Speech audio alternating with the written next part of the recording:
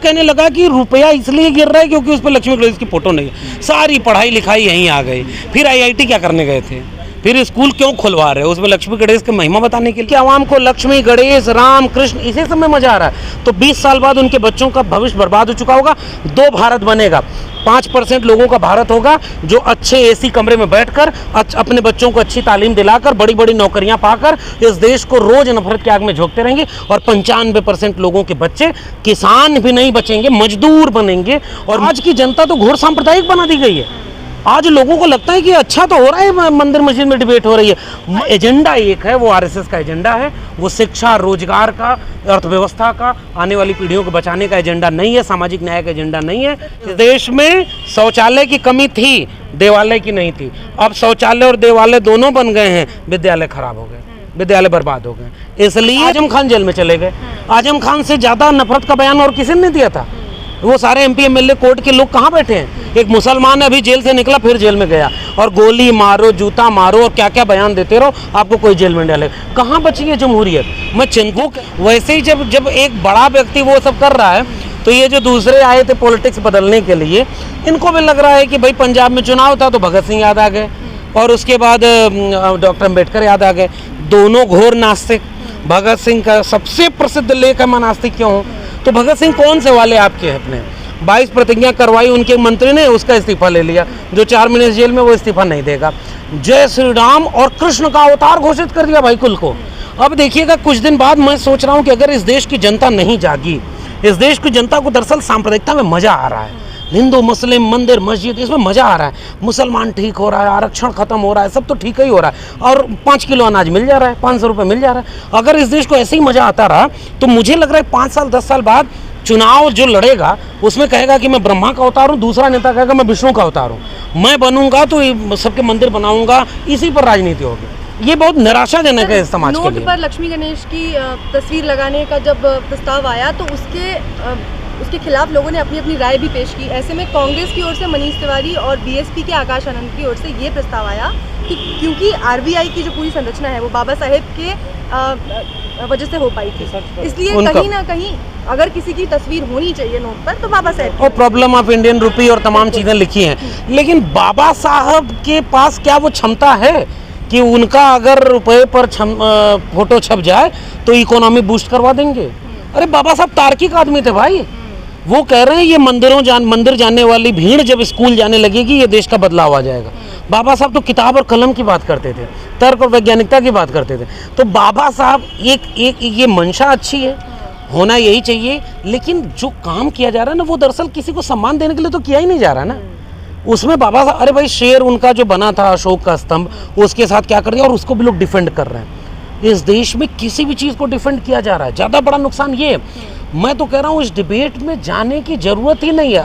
अगर वाकई किसी के भाई अशोक का चिन्ह उसमें बना हुआ है, अब बाबा साहब की बात कर दो, लेकिन जानते खतरा क्या है कि जैसे ही हम ये कहेंगे कि हाँ बाबा साहब को नोट पर ले आओ, बाबा साहब को वो मूर्ति बनाओ, बाबा साहब, ये सब बीजेपी वाले और आरएसएस वाले कर देंगे। बाबा साहब को पढ़ाओ, ये नहीं मानेंगे। बाबा साहब की किताबें घर घर जाएं, इसको वो रोकेंगे। ये विचारों पर ताला और मूर्ति पर माला कहीं उस दिशा में न बढ़ जाए, इसलिए मैं इस डिबेट को ही नकारता हूँ।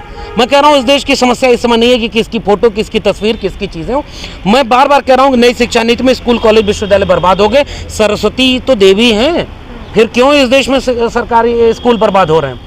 प्राइवेट स्कूल का एम्पायर खड़ा हुआ है, लाखों रुपए आपके पास फीस है, आपके बच्चे अच्छे घरों में पढ़ लेंगे, आप सरस्वती की पूजा करते हो नहीं करते हो, इससे फर्क नहीं पड़ेगा। अशोका गलगोटिया में किसके घर के बच्चे जा रहे हैं? एमईटी और ये डीयू जेएनयू बर्बाद हो गया, विदेश जाएंगे बच्चे पढ़ने। ये जितने बच्चे पढ़ने जाएंगे वो सरस्वती को मानने वाले होंगे या जिसकी जेब में पैसा होगा? ये देश बदल के बर्बाद होता जा रहा है और आप नाहक पढ़े लिखे नेता, आपसे ये उम्मीद नहीं थी कि आप लक्ष्मी गणेश राम और कृष्ण ये सब करोगे। ये तो इस देश में बहुत पहले से है। सबसे ज्यादा जिम्मेदार आप इस पूरी राजनीति के लिए किसको मानते हैं? मैं पार्टियां बिल्कुल नहीं करने वाले लोग? बिल्कुल नहीं, मैं इस सारी चीज़ों का जिम्मेदार इस मुल्क की आवाम को मानता हूँ। इस मुल्क की आवाम, हम जिस गांधी पीस फाउंडेशन पर खड़े हैं, यहीं से एक ज़माने में जेपी को पुलिस पकड़ कर ले गई थी, आधी रात को इमरजेंसी लगाई गई थी और पढ़ने लिखने और लड़ने वाले बोलने वाले लोग जेल में डाल दिए गए थे। लेकिन उसके बाद इस मुल्क का इतिहास बदला। मगर उस समय क्यों इमरजेंसी के खिलाफ जनता सड़क पे आ गई? आज की जनता तो घोर सांप्रदायिक बना दी गई है। आज लोगों को लगता है कि अच्छा तो हो रहा है, मंदिर मस्जिद में डिबेट हो रही है। मैं इसलिए चिंतित इस बात से हूँ, नेता की क्या बिसात है, नेता को वापस 5 साल बाद जनता के बीच में जाना पड़ता है। ये कम से कम भारत के संविधान ने इतना मौका दिया है इस मुल्क के आवाम को। इस मुल्क की आवाम को अशिक्षित और बेरोजगार बनाकर, भीतर से सांप्रदायिक बनाकर, जातियों में बांटकर और तमाम तरह से इतना कमज़ोर कर दिया गया है कि वो अब किसी भी चीज़ को समझने को तैयार नहीं। और जो समझ रहे हैं इस मुल्क के लोग, वो खामोश बने बैठे हैं, चुपचाप तमाशा देख रहे हैं। कोई जेल में चला गया, आजम खान जेल में चले गए। आजम खान से ज़्यादा नफरत का बयान और किसी ने नहीं दिया था। वो सारे MP MLA कोर्ट के लोग कहाँ बैठे हैं? एक मुसलमान अभी जेल से निकला, फिर जेल में गया, और गोली मारो, जूता मारो और क्या क्या बयान देते रहो, आपको कोई जेल में डालेगा। कहाँ बची है जमहूरियत? मैं चिंतित हूँ इसलिए इस सब का। भाई मीडिया पैसे से चलती है। आज अगर सरकार बदल जाए, पूंजीपतियों का पैसा बदल जाए, ये सारे मीडिया घराने वाले तुरंत बदल जाएंगे। ये तो पपेट हैं। नेता आपने उसे ताकत दी है और वो आपके बच्चों का भविष्य बर्बाद कर रहा है। इसलिए अपनी ताकत को अगर इस्तेमाल ढंग से कर लो, 2024 में आप अगर ढंग से निर्णय ले लो तो बहुत कुछ उसी समय देश को बदल जाएगा। और अगर ये मुल्क की आवाम को मज़ा आ रहा है मंदिर मस्जिद में, इस मुल्क की आवाम को लक्ष्मी, गणेश, राम, कृष्ण इसी समय मज़ा आ रहा है, तो 20 साल बाद उनके बच्चों का भविष्य बर्बाद हो चुका होगा। 2 भारत बनेगा। 5% लोगों का भारत होगा जो अच्छे AC कमरे में बैठकर अपने बच्चों को अच्छी तालीम दिलाकर, बड़ी बड़ी नौकरियां पाकर इस देश को रोज नफरत के आग में झोंकते रहेंगे। और 95% लोगों के बच्चे किसान भी नहीं बचेंगे, मजदूर बनेंगे और मजदूरी करेंगे 5,000 10,000 रुपए में, और 5 किलो अनाज पर वो गुलाम बन चुके होंगे। मुझे इसकी चिंता है। अगर ये नहीं हुआ तो फिर तो इस देश में कुछ भी बचेगा नहीं। ये लेकिन 2024 से पहले सर राम मंदिर भी खुल जाएगा, लोगों को मंदिर बन जाए, इसमें मंदिर वालों को आनंद आ रहा है, मंदिर वाले मंदिर में जाएं। मुझे दिख रहा है कि मेरा दिल्ली विश्वविद्यालय बर्बाद हो रहा है। मैं जिस रास्ते चल करके अगर इलाहाबाद विश्वविद्यालय और दिल्ली विश्वविद्यालय नहीं पहुंचा होता तो मैं आज यहाँ नहीं होता। मेरे दोनों विश्वविद्यालय बर्बाद हो गए। इलाहाबाद यूनिवर्सिटी में 400% फीस बढ़ा दी गई, BHU में फीस बढ़ा दी गई कई 100%। वो बच्चे आंदोलन कर रहे हैं, गरीब के बच्चे पढ़ नहीं पाएंगे। दिल्ली विश्वविद्यालय में पूरी तरह से नई शिक्षा नीति ने DU JNU को बर्बाद कर दिया। लोन लेकर के वो एजुकेशन इंस्टीट्यूशन चलेंगे। मेरी चिंता मेरे विश्वविद्यालय है, मेरी चिंता मेरा स्कूल है। मंदिर बन रहा है, अगर उनसे किसी को शिक्षा मिल रही है, उनसे किसी का परिवार की आर्थिक स्थिति ठीक हो रही है, नौकरी मिल रही है, वो जाए मंदिर। हम तो उनको रोक भी नहीं रहे। अरे भाई आप ताकत में हो, आपकी संख्या ज़्यादा है, आप अपने मंदिर बनाओ। मैं मंदिर की डिबेट में बिल्कुल नहीं जा रहा। और मैं कह रहा हूँ मंदिर पहले भी नहीं थे, बहुत कमी नहीं थी मंदिरों की। इस देश में शौचालय की कमी थी, देवालय की नहीं थी। अब शौचालय और देवालय दोनों बन गए हैं, विद्यालय खराब हो गए, विद्यालय बर्बाद हो गए। इसलिए मैं इस डिबेट में ही नहीं जा रहा। मैं बार बार सोच रहा हूँ कि 20 साल बाद, 25 साल बाद, जब इस मुल्क का 100 साल पूरा होगा आज़ादी का, तब ये मुल्क कहाँ खड़ा होगा। आपने शौचालय और दिवाले एक साथ इस्तेमाल किया है, कहीं कल को इस पे हेट स्पीच का कुछ नहीं भाई, मैं भाषा विज्ञान, ईमानदारी से मैं आपको जानता नहीं, मैंने आपकी डिबेट सुनी। मैं भी बोल लूँ यहाँ पे तो मैंने दोनों को एक साथ नहीं लिया। अब भाई पदबंध होता है, मैं हिंदी पढ़ाता हूँ। प्रतिज्ञाओं को लेके जिस तरीके से हाँ, बचाया गया, मैं कह रहा हूँ 22 प्रतिज्ञाएं तो डॉक्टर अंबेडकर ने ली थी। एक लाइन कोई आके बोलता नहीं कि हम डॉक्टर अंबेडकर का भी विरोध करते हैं, क्योंकि पहली बार तो उन्होंने 22 प्रतिज्ञा ली। ये हिम्मत कोई कर नहीं रहा है और बाकी लोगों को आपस में लड़ा रहे हैं। शौचालय और देवालय एक शब्द है, ये इस पर वोट मांगे जा रहे हैं, कहीं देवालय पर, कहीं शौचालय पर। मैं विद्यालय पर वोट क्यों नहीं मांगा जा रहा, मैं चिंतित हूँ। और जो मांग रहा था वो लक्ष्मी गणेश करने लगा। अरे भाई उसका क्या होगा? अरे तुम अपने स्कूल पर रहते, अरे 2-4 चुनाव हार जाते, यही ना होता भाई। तुम्हें लोग याद करते कि जिस समय नफरत की सियासत हो रही थी, उस समय कोई व्यक्ति था जो शिक्षा और रोजगार पर बोल रहा था।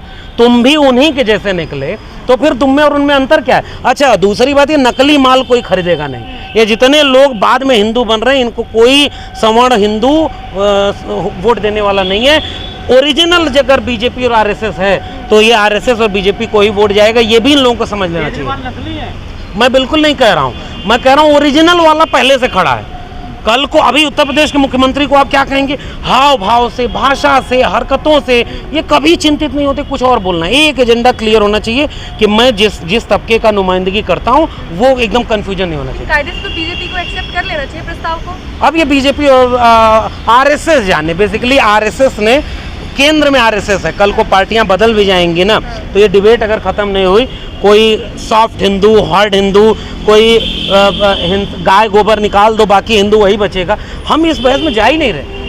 हम तो कह रहे हैं कि ये सारे लोग मिल करके ऐसी बहस खड़ी कर रहे हैं और पूरी मीडिया इस पर बहस कर रहा है अरे भाई इस देश में स्कूल बर्बाद हो गए, लोन पर ही देश चल रहा है, गरीबी में रुपया जो है 82-83 रुपये पहुंच गया है डॉलर के मुकाबले, पूरा अर्थव्यवस्था बर्बाद हो गई है। और जैसे जैसे देश बर्बाद हो रहा है तो उसमें से कोई व्यक्ति आ रहा है वो और ज़्यादा हिंदू बन रहा है। हमारे यहाँ एक चुटकुला कहा जाता है, एक आदमी जो है दिन रात अपने गाँव के नुक्कड़ पर बैठ करके लोगों को गालियाँ देता था, लेकिन जब मरने लगा तो अपने बच्चों से कहा कि तुम लोग कोई ऐसा काम करना कि मरने के बाद मुझे को लोग अच्छी तरह अच्छे याद करें। कुछ दिन बाद उनके बच्चों को समझ में नहीं आ रहा कि भाई ये ऑलरेडी इतना बुरा था, इसको क्या अच्छा करें।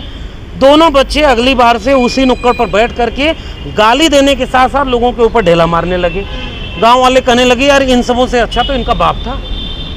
ये ऐसा हो रहा है, एक ऐसा नेता है वो कोई बात बोल रहा है तब तक दूसरा आ रहा है, आपको लग रहा है अरे भाई ये अब कल को देखिए, आज मनमोहन सिंह अच्छे लगने लगे, कल को अगर यूपी वाला, लखनऊ वाला दिल्ली आ जाएगा तो आपको मोदी अच्छे लगने लगेंगे, कल को केजरीवाल अच्छे लगने लगेंगे। मैं इसीलिए कह रहा हूँ व्यक्तियों पर मत जाइए, सबका एजेंडा एक है, वो आरएसएस का एजेंडा है, वो शिक्षा, रोजगार का, अर्थव्यवस्था का, आने वाली पीढ़ियों को बचाने का एजेंडा नहीं है, सामाजिक न्याय का एजेंडा नहीं है। इस देश में आग लगा। लखनऊ वाला से किसकी ओर आपका इशारा था? नहीं, वो लोग क्लेम करते हैं ये उनका झगड़ा है, उनके घर के झगड़े में मैं नहीं जा रहा। वो किसको प्रधानमंत्री बनाएंगे आरएसएस तय करेगा। क्या आपको लगता है कि अरविंद केजरीवाल भी आरएसएस के एजेंडे पर चल रहे हैं? नहीं, मैं कह नहीं रहा हूँ, वो तो खुद कह रहे हैं अरविंद केजरीवाल। वो तो स्कूल की बात कर रहे थे, कितना अच्छा लगता था कि पढ़ा लिखा नेता आया है, वो स्कूल की बात करता है, भ्रष्टाचार की बात करता है, वो अस्पताल की बात करता है, बड़ा अच्छा लग रहा था इस देश में। अचानक कहने लगा कि रुपया इसलिए गिर रहा है क्योंकि उस पर लक्ष्मी गणेश की फोटो नहीं है। सारी पढ़ाई लिखाई यहीं आ गई। फिर आईआईटी क्या करने गए थे?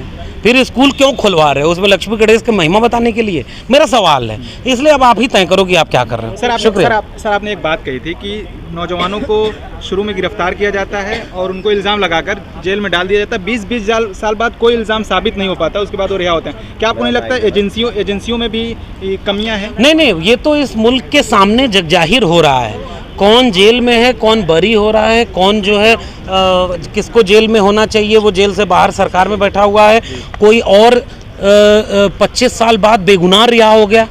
ये तो मेरे सामने हजारों केस हैं। मैं इसलिए एक सवाल पूछ रहा हूँ बतौर नागरिक कि मैं अपने जुडिशरी पर भरोसा बनाए रखना चाहता हूँ। वो भरोसा कैसे बना रहेगा?